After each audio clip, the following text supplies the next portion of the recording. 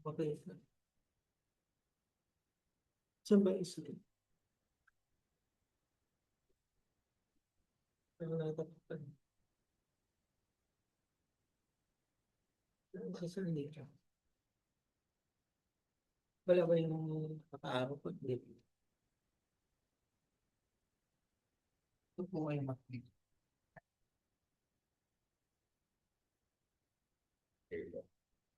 Yan. Pagbabalik.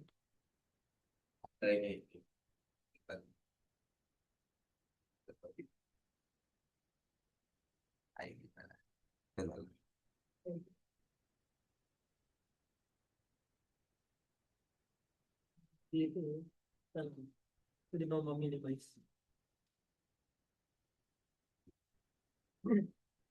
Wait lang.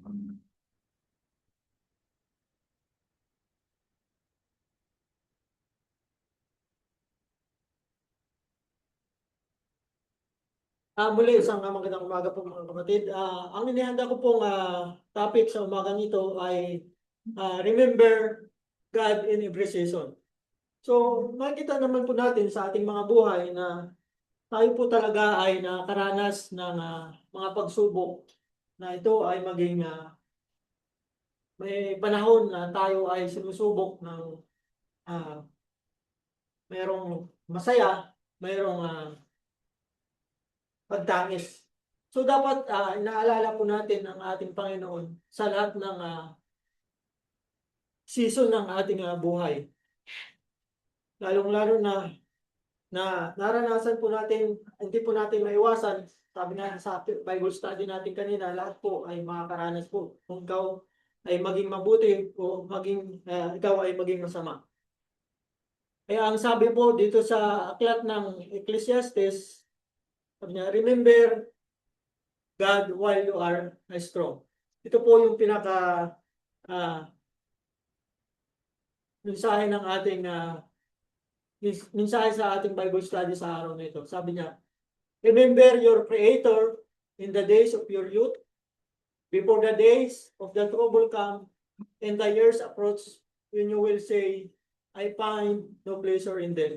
Tagalog, alalahanin mo ang iyong manlilikha habang ikaw ay bata pa, bago dumating ang mga araw ng kaguluhan at ang taon na sasabihin mo, wala akong kaligayahan sa mga ito. So, nais ng Diyos na ibigay natin ang ating puso sa Kanya bago dumating ang mga pagsubok. Sapagkat naalala natin siya sa panahon ng malakas at sa kabataan at magiging matatag ang ating pananampalataya. Kailan po ba natin naalala ang Diyos? Kailan natin siya nilalapitan? Ito ba kadalasan tuwing tayo ay may problema? Doon lang tayo malapit sa Diyos. Kung tayo ay nasa dako ng lowest point ng ating buhay, diyan tayo malapit sa Diyos.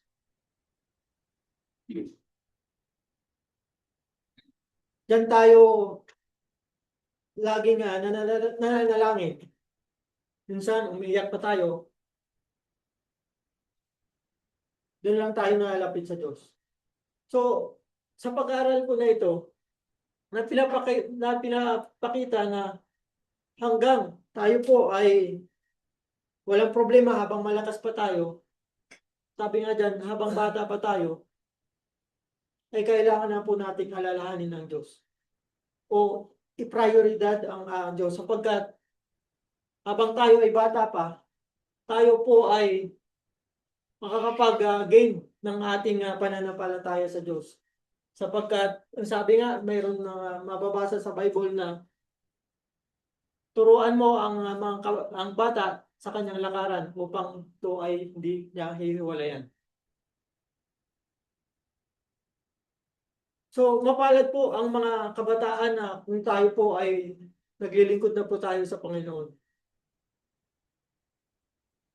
Darating man ang mga pagsubok o kaguluhan, sigurado po mapapagtagumpayan po ng mga kabataan ang mga pagsubok na ito.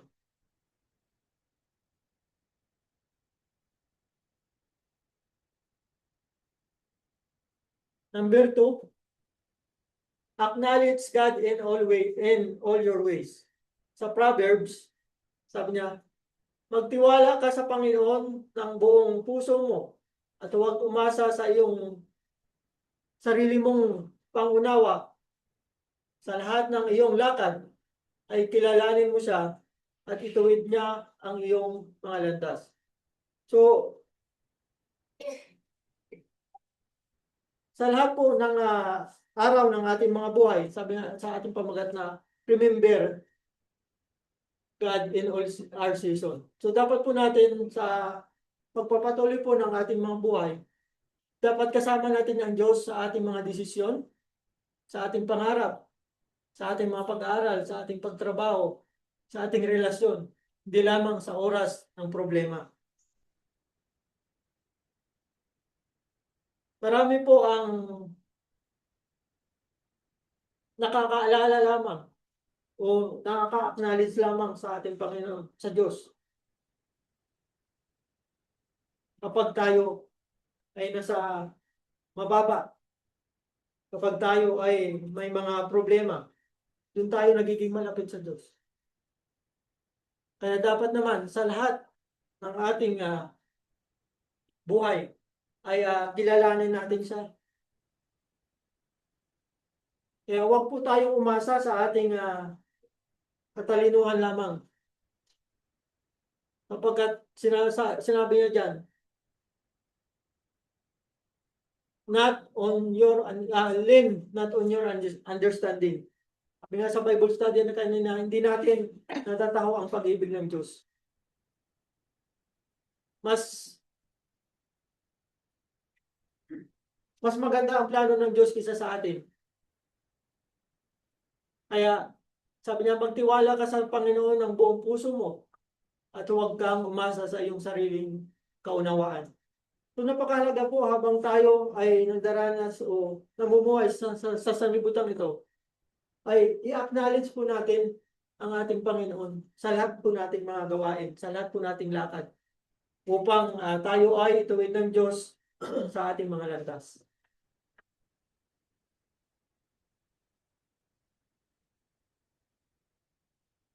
Pangatlo po, give thanks in every situation. So, ito po ay isang napakahalagang katangian. Sabi niya, mga galak kayong lagi, manalangin ng walang tigil, at magpasalamat sa lahat ng pagkakataon, sapagkat ito ang kalooban ng Diyos para sa inyo kay Kristo Jesus. So, ang pusong mapagpasalamat ay patunay na naalala natin ang Diyos. Kahit maayos ang buhay, dito marami ang nakakalimot sa pagpapasalamat. Pinakalimutan pa. Nung naging maayos na ang buhay, di na natin naalala ang Diyos. Minsan, di na po tayo nakapagsamba. Kanina po na-example din ni Brother Naum si Joe.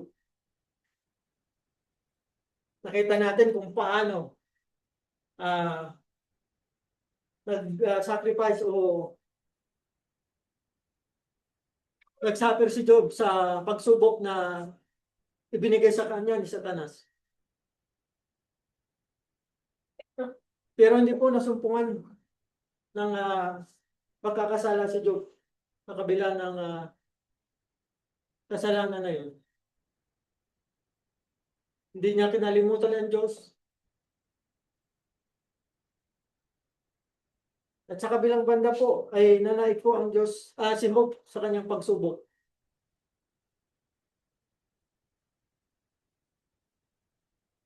Marami po sa ating mga mananampalataya kapag umangat na, hindi kaya dati na nalangin na magkaroon ng magandang buhay. magkaroon ng trabaho. Kapag mayroon ng trabaho, minsan nakalimutan na ng Diyos. Yun po ang reality kung titingnan po natin sa ating mga buhay sa pagsambang ito. Naalala lang po natin ang Diyos kapag mayroon tayong kailangan. Naalala lang natin kung wala na tayong malapitan. Kaya mas malaga po na lagi po nating pasalamatan ang Diyos sa lahat ng mga dumarating sa ating buhay na lagi pong nandyan ang Diyos sa lahat ng circumstances ng ating buhay. Sabi nga kanina, ang presensya ng Diyos ay narito. Bible study natin kanina. Kaya huwag po tayong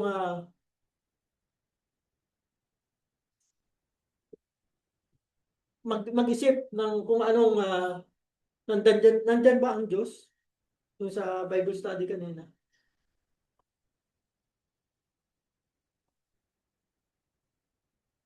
So, pang-apat, do not forget the Lord after receiving blessings. So, marami rin pong nakakalimot po dito. Yung magpasalamat. Sabi, kapag kakain na kayo at nabusog, purihin ninyo ang Panginoon. Panginoon ninyong Diyos, na mag-ingat kayo na huwag ninyong kalimutan ang Panginoon ninyong Diyos. So, yan po marami pong nakakalimot. Minsan, nakakalimot po tayo na kapag natanggap na po natin yung biyaya, di magpasalamat, di po natin magawa.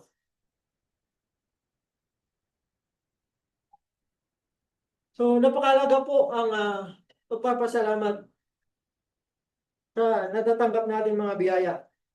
Lalong-lalo na sa pagmulat lamang po ng ating mga mata.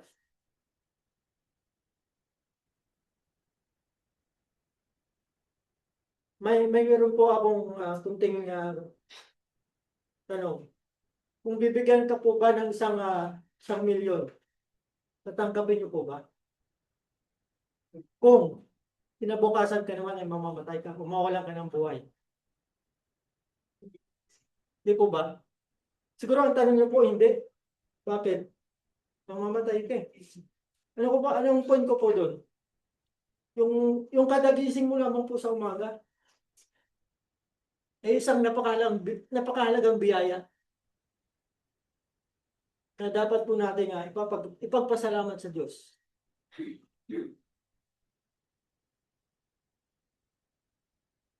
Yun po ang isang mensahe na maganda po nating isalang-alang tuwing umaga na at sa ating pagising. Nataglay po natin ang ating lakas na araw-araw ay lagi po binibigay ng Diyos sa bawat sa atin. Nakakalimutan po natin magpasalamat. Yung pagising mo pala sa isang umaga ay mas mahalaga pa sa 1,000,000. Kasi hindi mo tinanggap yung 1,000,000 eh. O ba?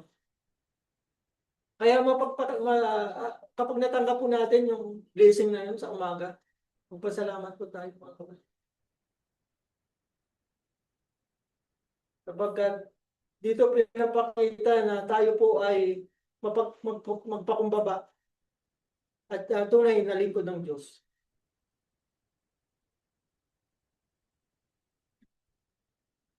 Number 5. So, maikli lang po ang aking Bible lesson sa umaga ito mga kapatid. Seek God continually. Sabi sa Psalms, look to the Lord and His strength. Seek His face always. Tumingin kayo sa Panginoon at sa Kanyang kalakasan. Hanapin ninyo ang Kanyang mukha palagi. So, always means every day. Not only during emergency.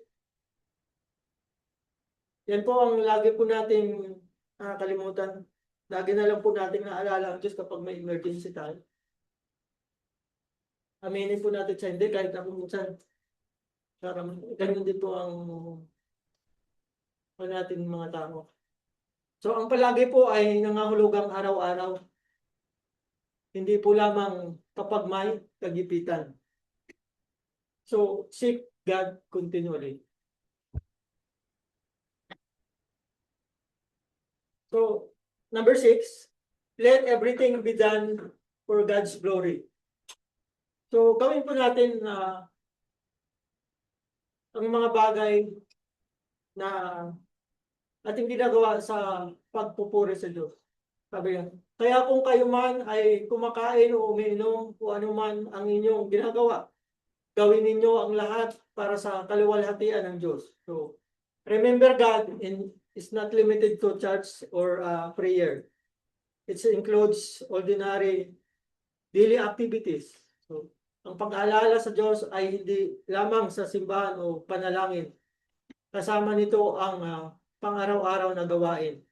So, nag-glorify po natin ang Diyos sa dapat araw-araw, hindi po tuwing tayo po ay nasa church po lamang.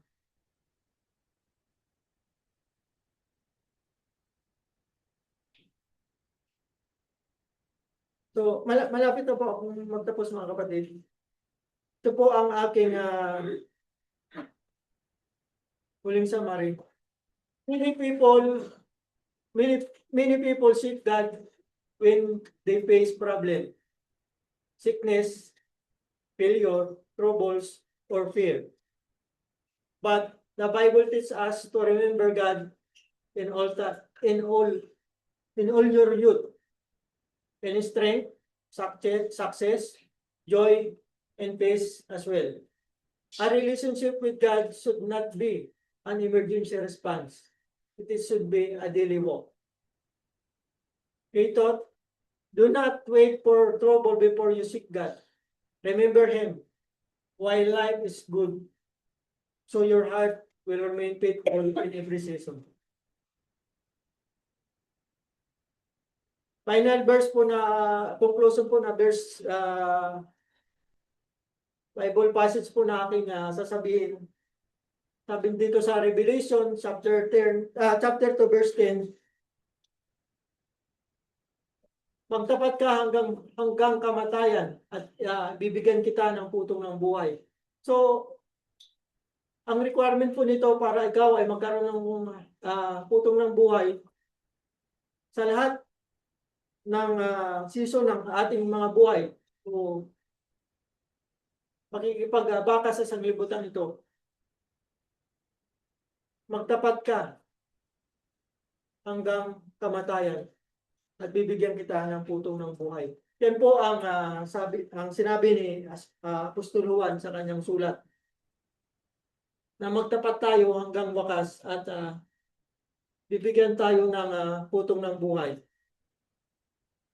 Yun lang po at maraming salamat. Nawa ay huwag po natin kalimutan ang ating Panginoon. Lagi po natin alalahanin sa hindi lamang kapag tayo ay masaya, kapag tayo ay may problema, kundi sa lahat po ng season na ito ay kailangan po nating alalahanin siya. Yun po at maraming salamat.